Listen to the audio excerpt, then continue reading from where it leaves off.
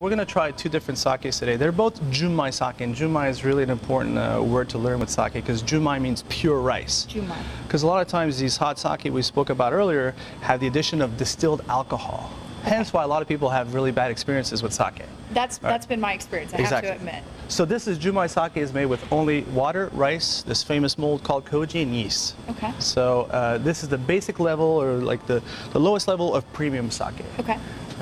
And this has been polished to 70%, and we'll see with the next sake that we're going to try how polishing the rice, exposing more of that starchy center, really creates a better product, if you will. So I like to look at the color. Looks like water. It's got legs. Exactly, it's got legs. It does. Little nose. Oh. Little nutty, it actually but smells really good. It smells like a wine. Exactly. The junmai is a category of sake too that really pairs well with food. You know? Yeah. Because it tends to have a little bit more acidity than the higher grade sakes. It kind of reminds me of a Chardonnay. Oh, good call. Good call. Yeah, definitely. On oak Chardonnay for sure. Yeah. So the next one we're going to try is called Bride of the Fox. And this is a junmai ginjo sake. So junmai ginjo is a little bit more highly polished, is a little bit higher quality, if you will, than junmai. You'll see that this has a lot more nose to it, a lot more fruity aspects to it also. And then put it in your mouth and give it a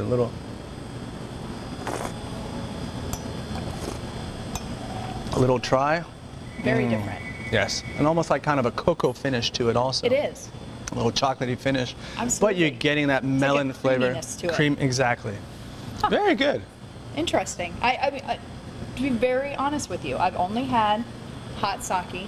I've tried it a couple of times.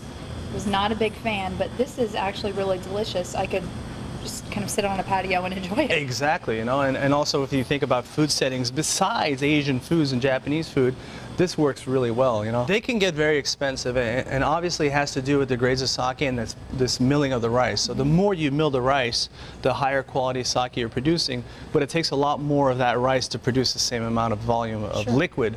So that's where the price of the sake is attached to, is the milling of the rice. So the more milled the sake, the higher price. The higher the price. Yeah, but not necessarily the quality, because this really has to do with the, you know, in the hands of the toji, the brewmaster, how they're making that sake. So really the best thing to do is just go out, try it, and look for cold or yes, cold, and then junmai is a very important word, and get ginjo. rid of the hot. Exactly.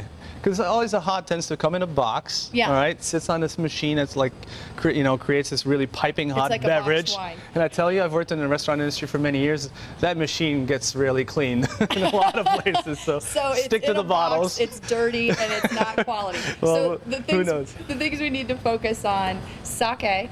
Yes. Junmai. Junmai, pure rice. And then what's the other one? And ginjo. And ginjo. Yeah, ginjo, the etymology of the word is a little complex, but it just means to brew from carefully selected materials. Carefully selected materials is definitely what you want. Thank you so much. Thank you. This is actually quite delicious. Great, thank you. Thanks.